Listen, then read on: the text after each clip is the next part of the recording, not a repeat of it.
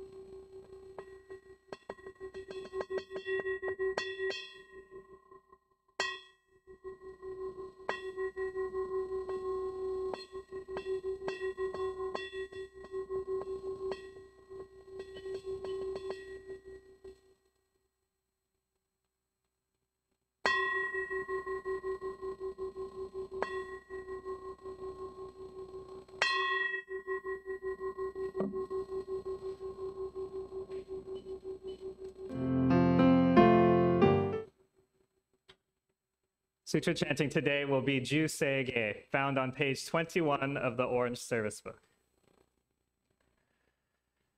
Namandavs, namandavs, namandavs, namandavs, namandavs, namandavs.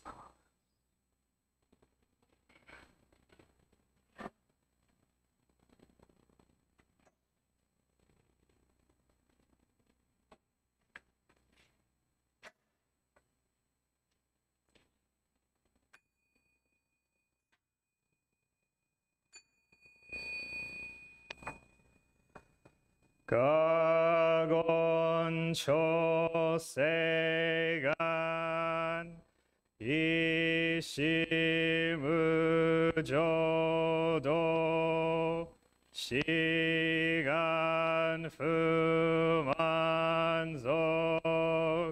sefu joshoga ga omuryo fuidai seshu fusai shomingu sevu joshoga gashi jobundo yosho chojipo kukyo mishomon sevu joshoga ryogu jinshonen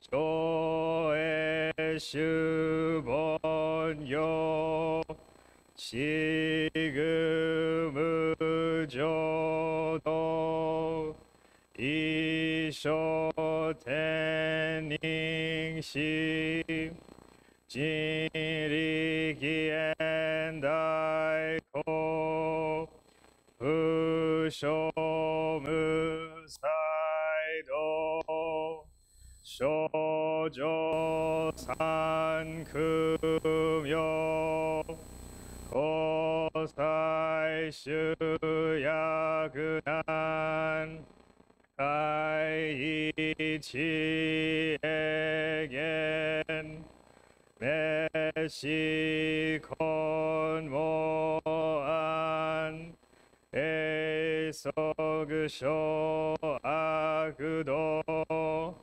通断全宗門高僧上満足いよろじぽ日願修十期天候不言一周海王像公正苦毒を上大集中世法ししく不要一切部具足習徳本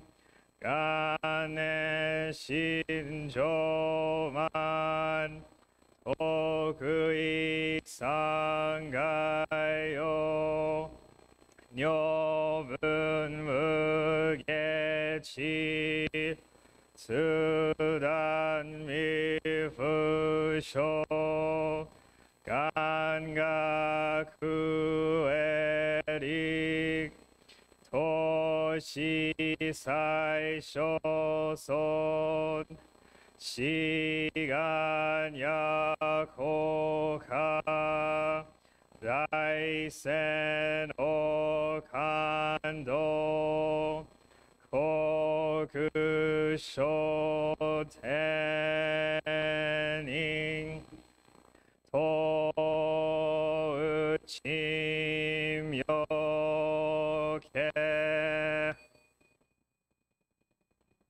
ナマンダブアマンダブナマ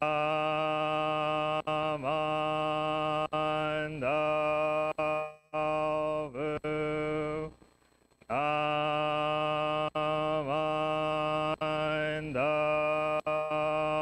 ブナマンダブナマンダブナマンダブガニシクドアクヨウドウセイサイドホンボダイシンおうじょうあんばこ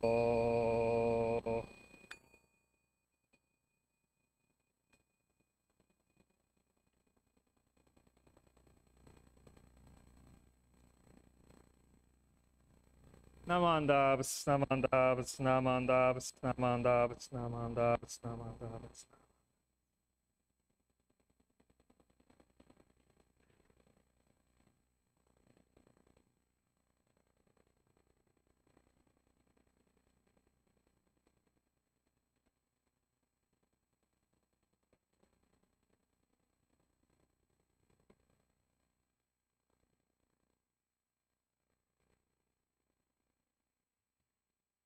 Okay. Yeah. Okay. Please rise if you are comfortable doing so for the Gatha Ganshin journey, which will be on the screen there. And then please remain standing for the threefold refuge.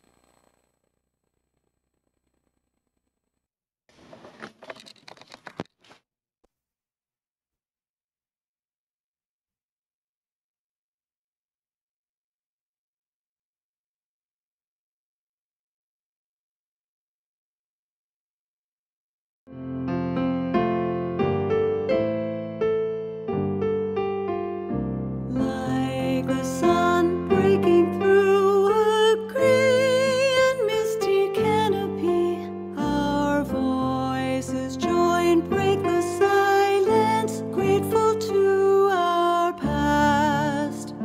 We've traveled over oceans, planting seeds of truth, facing dangers overwhelming with no thought of self. We are joined by the Dharma in a circle without end.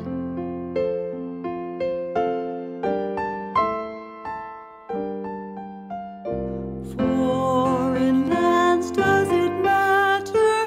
Foreign tongues may speak the same thought. Children all love one mother, now in need of care. As we gather, draw together, know all life is one. Stand beneath the same cool moonlight, warm beneath one sun. We are joined by the Dharma in a circle without end.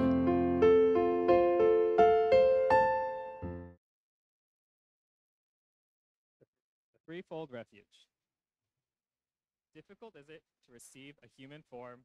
Now we are living it. Difficult is it to hear the Dharma of the Buddha? Now we hear it. If we do not cross over to the truth in the present life, in what life shall we cross over? Let us with sincerity and true reverence take refuge in the three treasures of the truth. I take refuge in the Buddha.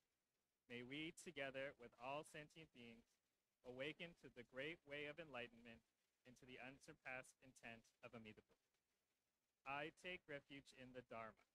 May we, together with all sentient beings, enter the storehouse of the Dharma, becoming like the wisdom ocean. I take refuge in the Sangha. May we, together with all sentient beings, become units in true accord, in harmony with all things. The peerless, profound, and wondrous Dharma is rare to encounter, even in many hundreds and thousands of kalpas. Now we are privileged to hear and receive it. Let us clearly understand the true meaning of this teachings. Namo Amida Butsu. Namo Amida Butsu. Namo Amida Butsu.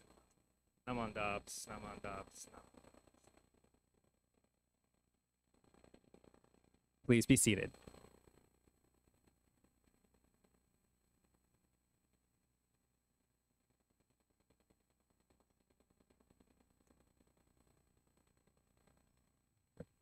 Okay.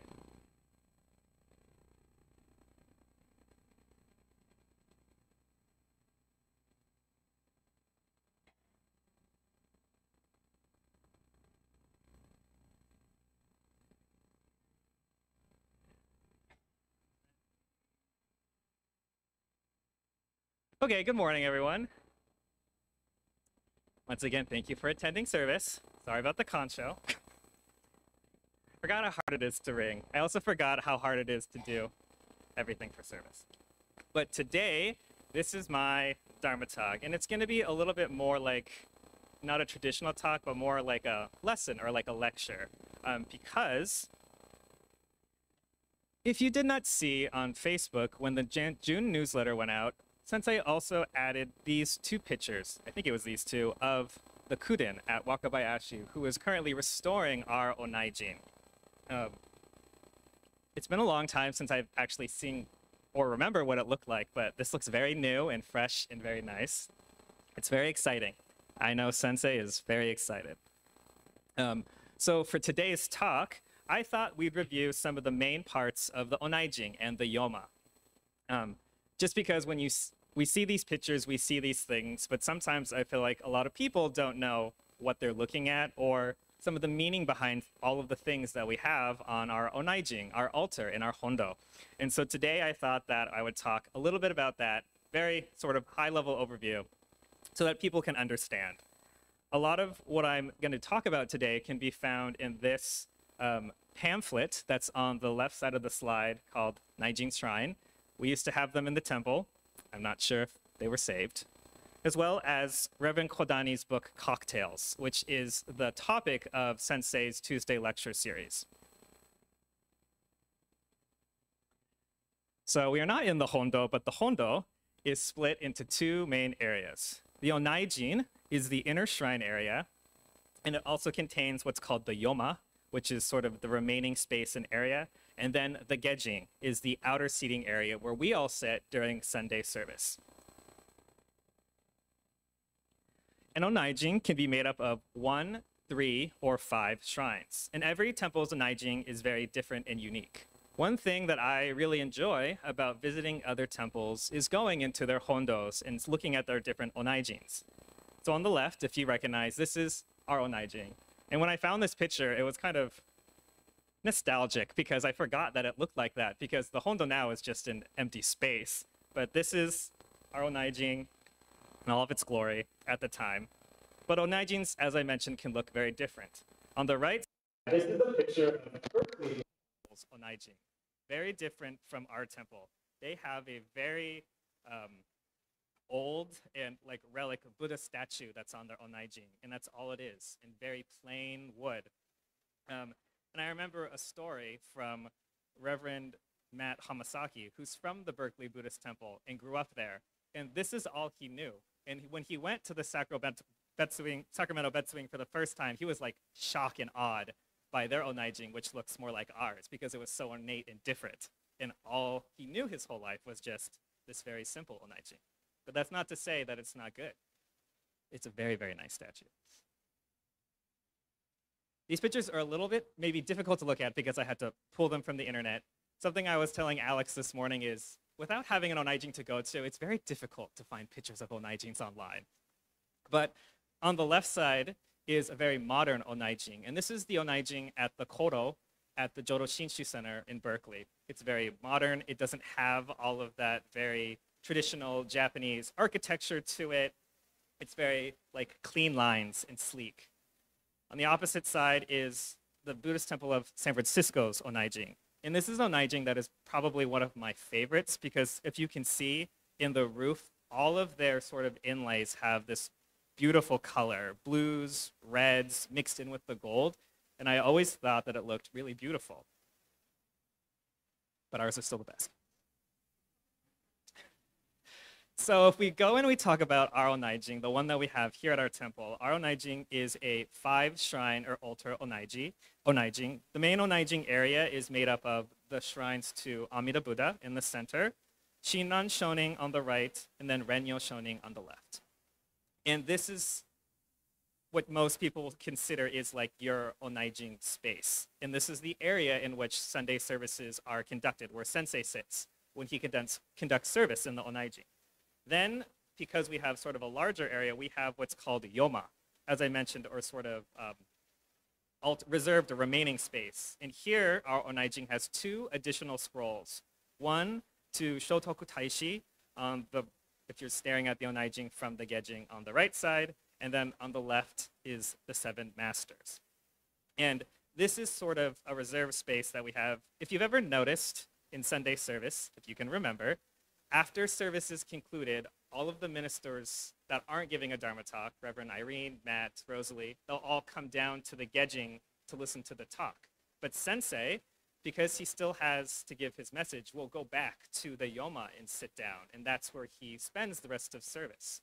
Because service is over, but he's still remaining up there because he has duties to perform. And so this is what traditionally happens in Japan and during services. If you notice, if you ever visit Honganji, our mother temple in Kyoto, they have a very, very large onaijing, but their yoma space is also huge. and it always has sitting ministers that are there during the service.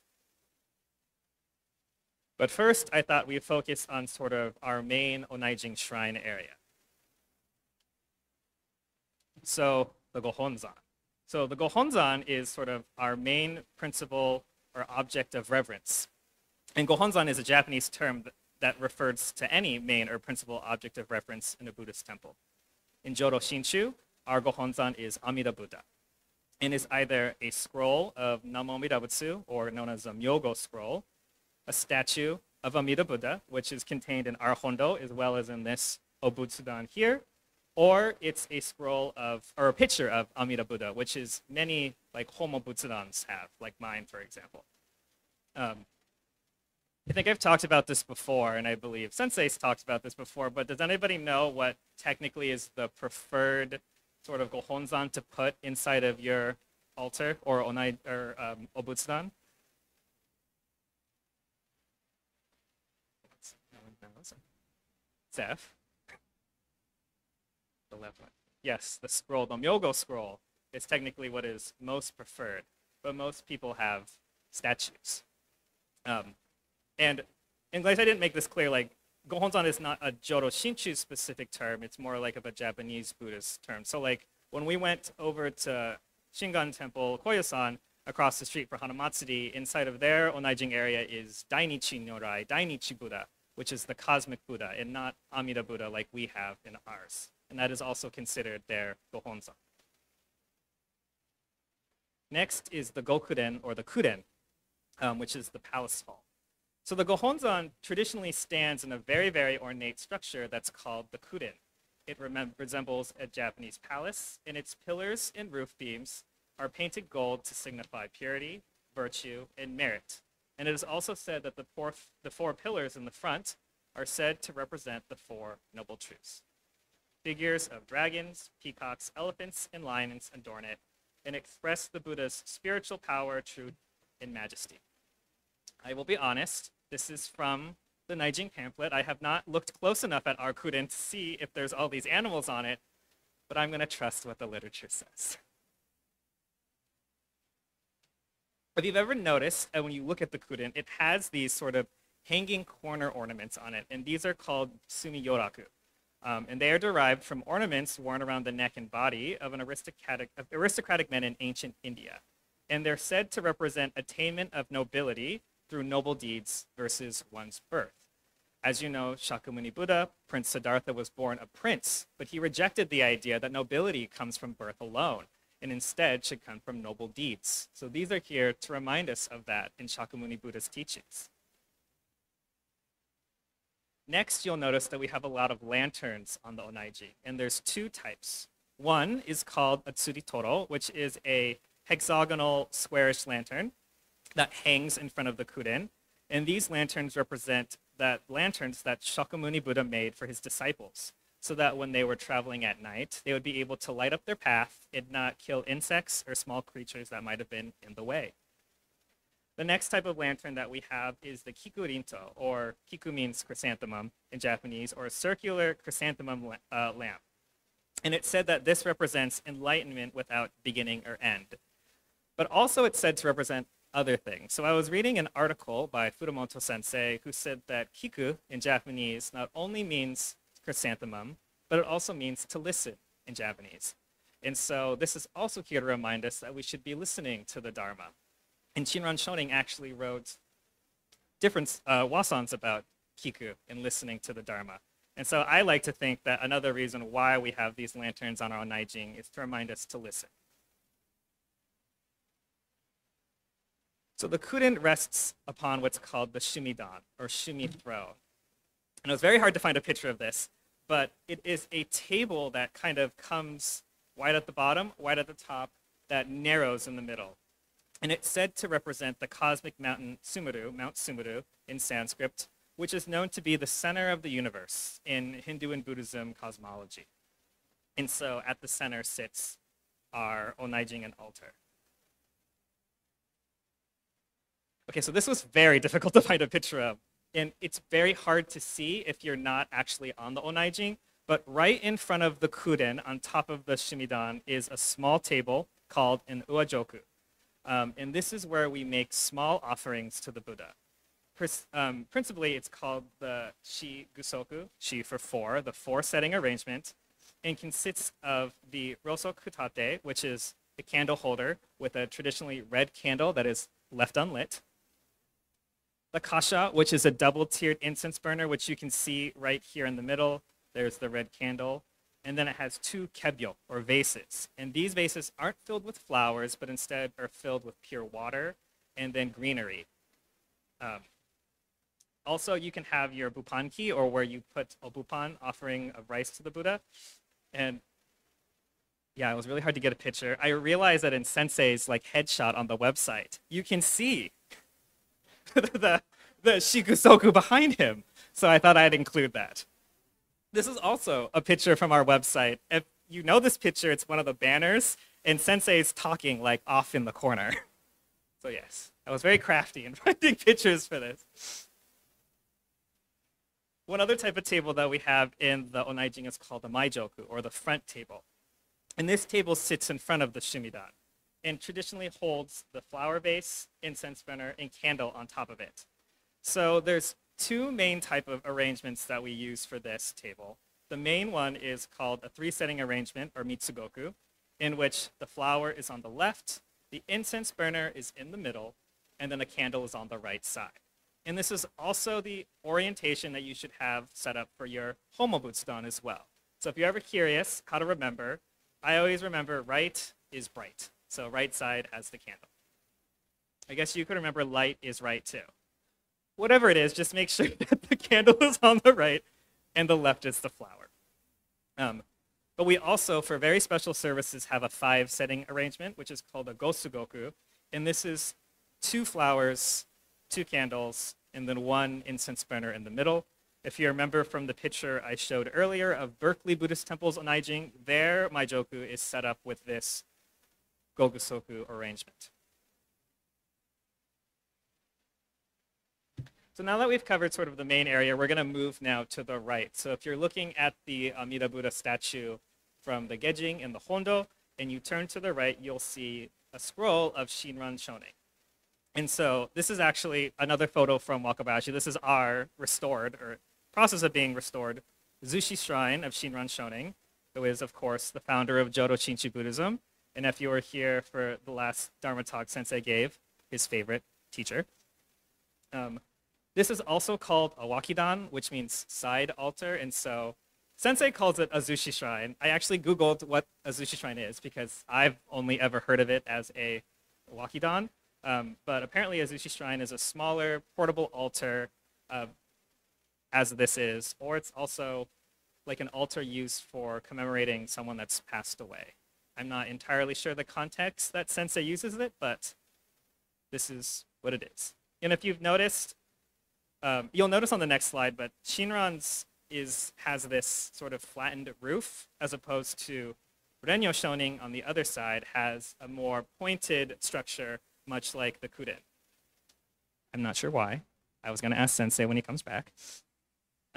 But to the right side is the Zushi Shrine of Renyo Shonin, who is the 8th Gomonshu and writer of the Gobunsho, the letters that Renyo propagated throughout Japan to help spread the Nembutsu teaching. And if you remember last week, Sensei read one of his most famous letters, White Ashes, which is typically read at memorial services and funerals.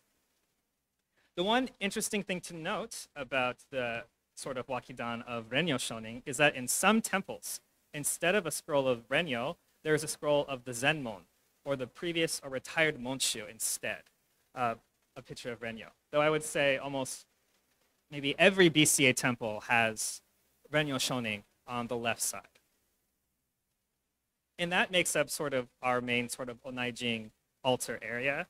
We're now going to move into sort of the wings, the yoma, and look at what's in there. So if you've ever noticed on the right side past Shinran, there is Shotoku Taishi, or Prince Shotoku. And Prince Shotoku was a regent who established a centralized government in Japan that was entirely based on Buddhist principles. He was very interested in Buddhism, and Shinran credits him to bringing Buddhism to Japan, and has even written like wasans about Shotoku Taishi And so we honor him by putting a scroll of him on our onaijing in the Yoma space. However, if you noticed, San Francisco Buddhist Temple doesn't have a scroll. They actually have a statue, which I kind of clipped from that photo earlier, of Prince Shotoku, which is the only temple that I know that doesn't have a scroll of him that actually has like a physical statue of Shotoku Taishi. So that's pretty special. And then finally, if we go to the other side in the Yoma, we have the scroll of the 7 masters of Jodo Shinshu. And the scroll of the 7 masters, so the 7 masters were Pure Land Buddhist masters that were acknowledged by Shinran Shonin, who helped shape Jodo Shinshu. So if you remember from Sensei's last Dharma talk, when he talked about Shinran being his favorite teacher, he mentioned, have you ever read a sutra? And most people say, no. And Sensei said, I don't think even if I read a sutra, I would understand it. I need a teacher to help interpret the Buddha's words, Shakyamuni's words, so that I can understand. And the teacher whose understanding we follow is Shinran Shonin, but these are Shinran's teachers, people from India, China, and Japan that wrote many great works that helped him understand the Pure Land and Nembutsu teaching. And so you could say that these teachers sort of bridged the gap between Shakyamuni Buddha and Shinran, and then Shinran bridged that gap for us. And so because of these 7 masters, we have the Nembutsu teaching from Shinran. And if you read the collected works of Shinran, his master work, it's almost all quotes. It's all quotes from these masters, from things that they have written, and his sort of interpretation that is passed on to us. And so that's why these 7 masters are very special. There are 2 from India, Nagarjuna and Vasubandhu. They each wrote many works. Most famously, Nagarjuna wrote Junirai, which we chant sometimes. From China, there's Tan Luan, To Chao, and Shan Tao. And, I'm blanking, but I'm pretty sure Shan Tao is sort of where we get the emphasis for chanting Nembutsu, for saying Nembutsu aloud. And then finally, from Japan, there's 2 teachers, Genshin, and then Shinran Shonin's own teacher, Honen, who helped, of course, founded Jodo Shu, and then taught Shinran so that Shinran could found Jodo Shinshu. And so these are why these 7 masters are up in our temple on our onaiji. And beyond that, you've basically now sort of seen all of the different things that are on the onaiji if you've never been up there before, or have only seen it from afar. So I guess I have to ask, are there any questions? I'm not an expert. If you would like more information, this pamphlet can be found online.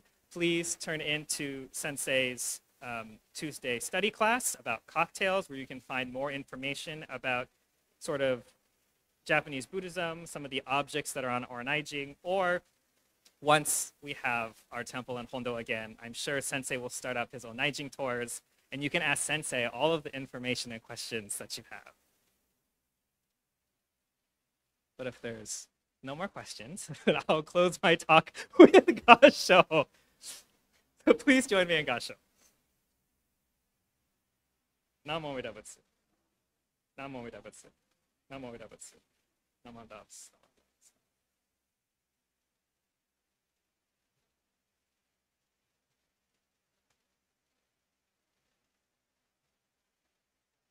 Oh, I don't want to scream anymore.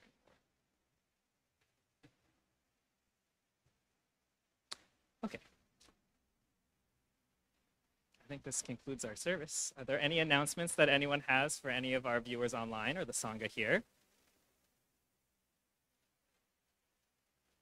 Okay.